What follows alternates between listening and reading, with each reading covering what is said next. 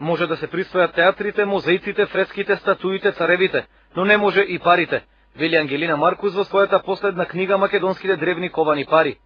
Парите што ги ковале македонските цареви представуваат споменици на културата и единствени примероци на уметничкото творештво што македонците први и го дале на светската цивилизација.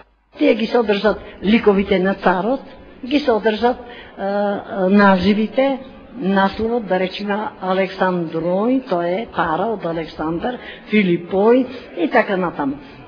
Али многу пати сретнуваме дека тоа Василевс, а тоа значи ваша сила, сончева, тоа е царот.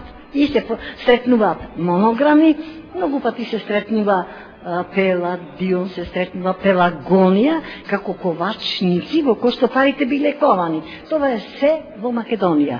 Ако царот, металот, одрубниците на Македонија, ако калапите, ако писната, ако сите тие потврди го искажуваат животот од Македонија, како можат да бидат римски или пак многу помалку грчки. Потврда за долгата традиција на постоење на македонски пари наоѓаме преку нумизматиката, вели Маркус.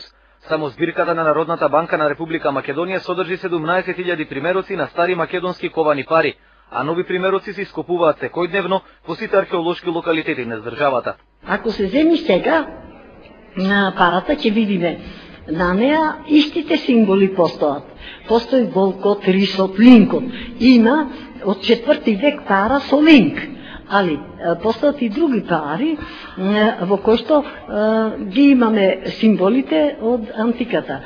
Тоа се Хераклеја, тоа се градови, тоа се ако погледне раритетите, например рибата, па мозаиците, па накитот, сето тоа во денешните македонски пари го гледаме и го сравнуваме секаде по музеите, дека е исто како пред 2-3 години, како што е карактеристично, типично за македонците. И еден ден ќе ми биде многу криво ако не...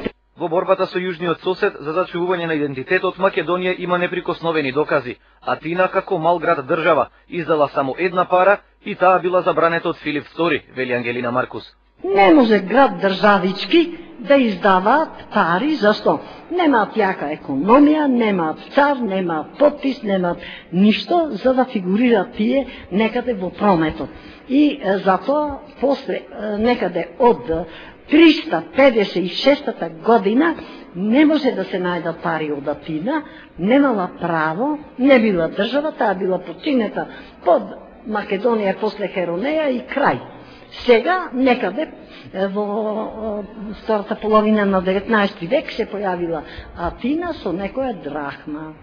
И тие сега сакаат нанозад да се свртат, да конкурират и да просвојуваат македонска пара. Со книгата Македонските древни ковани пари, Ангелина Маркус порачува дека тие го раскажуваат нашето негирање и присвојување. Монетарниот систем на Филип II е модел на парични системи во многу држави. Погрешното толкување, проценување или криминализирање на македонските ковани пари представува големо сиромашување на луѓето и државата. Секое присвојување и негирање на македонското постоење и неговото културно наследство представува национален и културен геноцид.